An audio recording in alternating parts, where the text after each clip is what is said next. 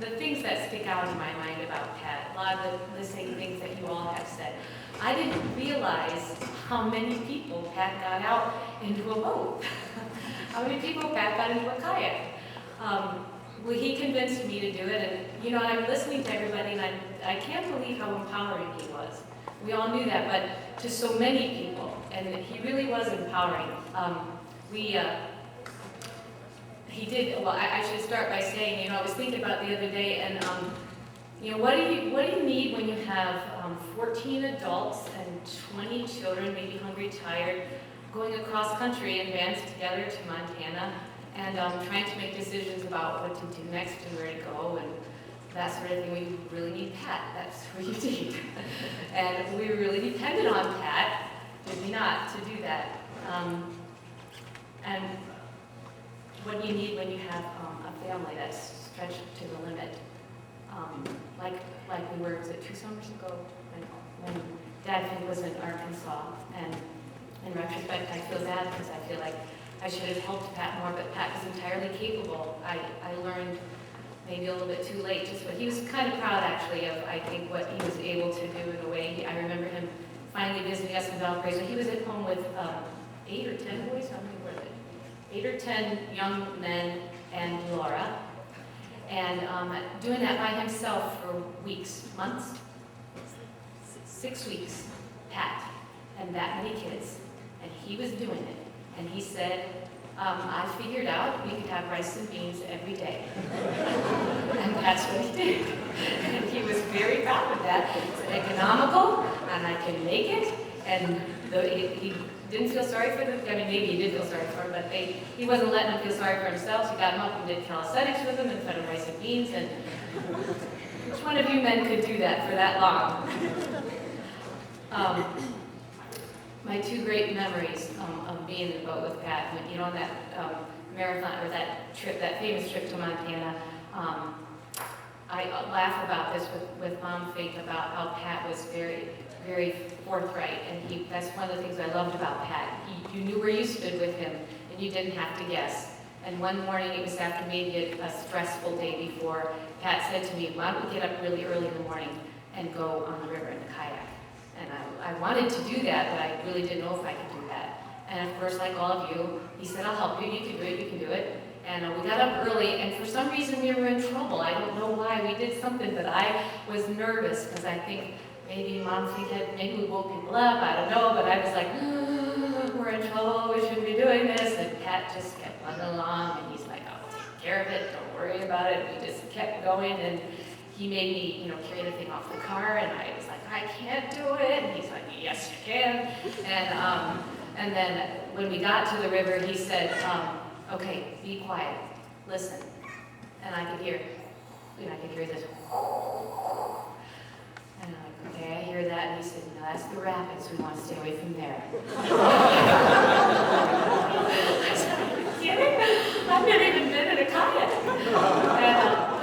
And then, you know, so we got in, and Pat was just like Kelly said, I had to laugh at all the words that you were using, because I mean, I didn't want to let Pat down because he thought I could do it. And so I think I paralyzed both my thumbs that trip, because I don't think I was holding properly the whole time, but I was trying so hard. I did not want to let him down. And he kept yelling at me from the back, like, we're all doing blah, blah. And I was doing what he was saying, and I didn't. You know, and we made it. We didn't go down the rapids, and he also confessed afterwards that he thought maybe we were in trouble a couple times, which didn't. But he was very he empowered you, and he had confidence, and so that, you know, made you believe you could do it. So I'm just really going to miss Pat, and I'm going to miss his leadership in the Fink family. And so one of you guys is going to have to draw straws who's going to take Pat's place in that way. I love you, Nancy, and we will be here for the next steps. Julie.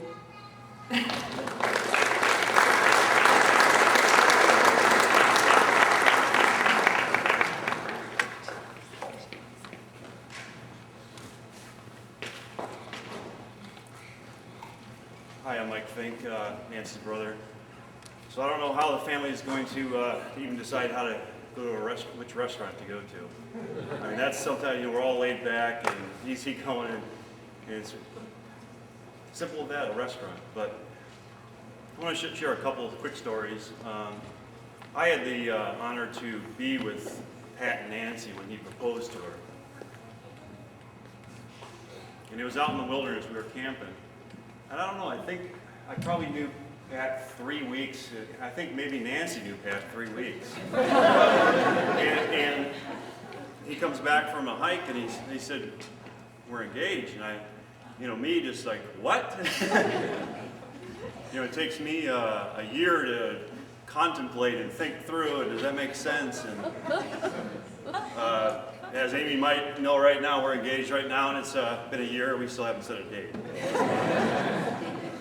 But with Pat, I mean, thinking back on it, Pat just did life. When he knew it, he knew it. And 3 weeks knowing you, but I love Nancy. I'm going to marry Nancy. And Maybe 8 weeks. to me, it was like a week. So Pat, I mean, he just lived life, and I want to, take some of the qualities Pat has and just become a better person. One quick story.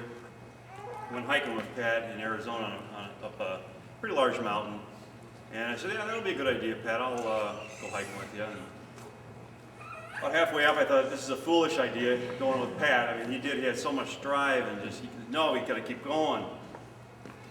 And Pat had the backpack with the apples and the candy and the water. And said, Pat, let's take a break. Good idea to take a break, just kind of look at the scenery. If you can catch me, so if you can catch me, you can eat. And you know what? Oh, that's funny and stuff. He wasn't joking. I was actually getting mad at him. But I finally did get a bite of that apple. We made it to the top of the mountain. And I hold Pat very high, and I just hope I can live some of the qualities that he has, become a better person, as we all can. Thank you.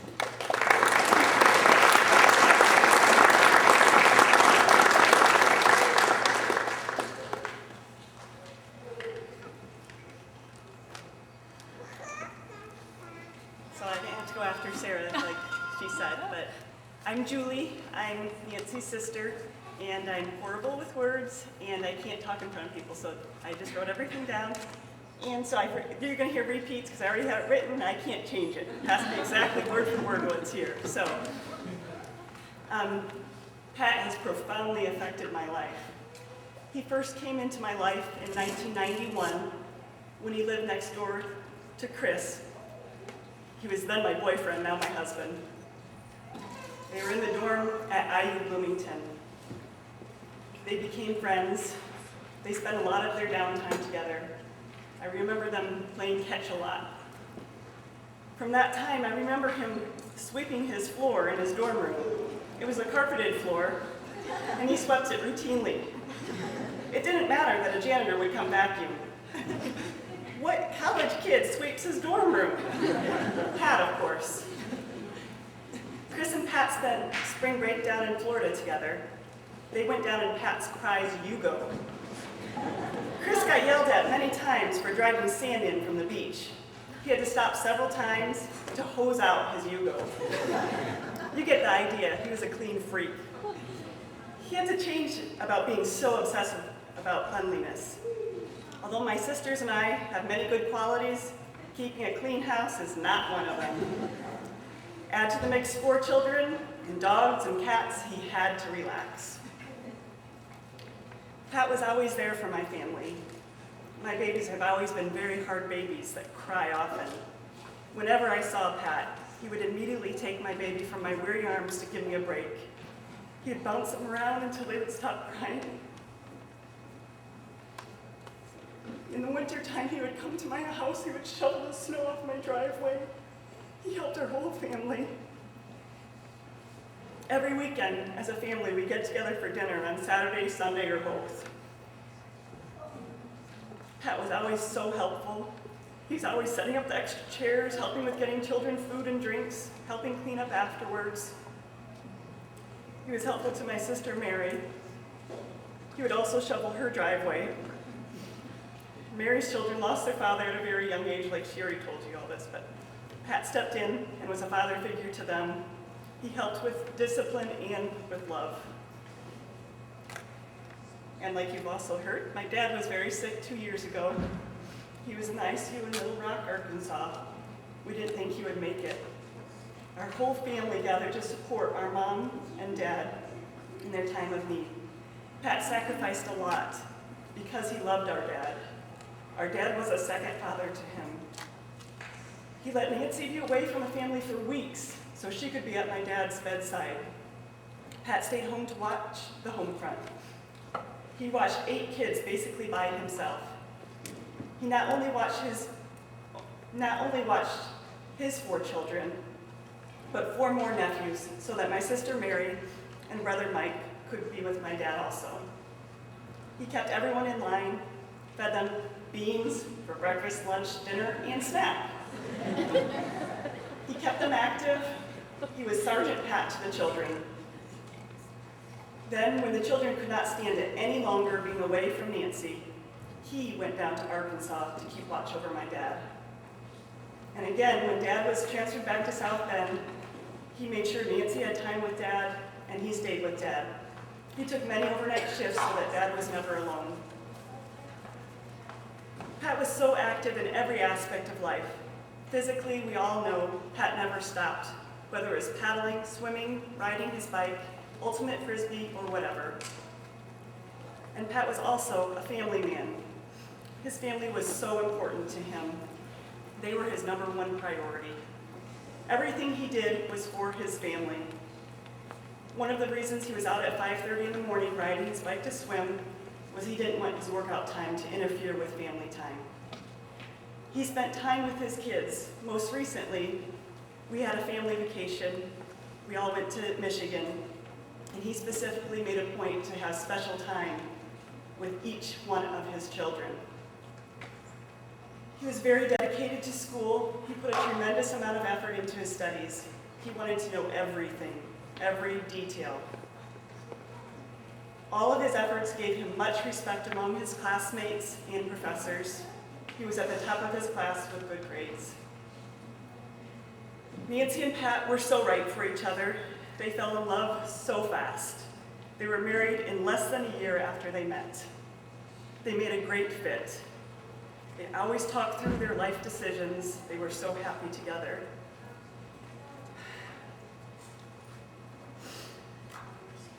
They both brought out the best in each other. They have 4 wonderful children. Pat will live on, and Danny, Joey, Tommy, and Laura. Pat was always encouraging to Nancy. He encouraged Nancy to stay in shape so they could grow old together.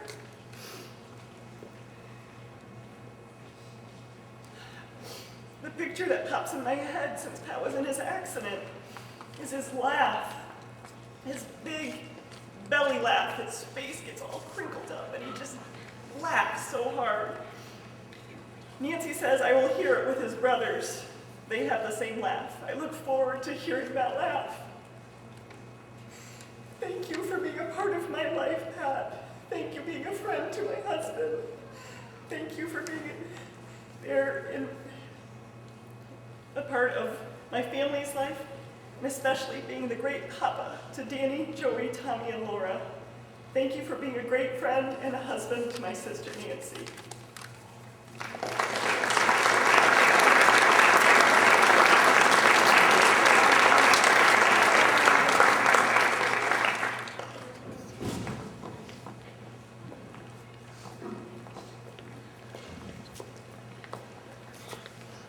Hi, I'm Bob.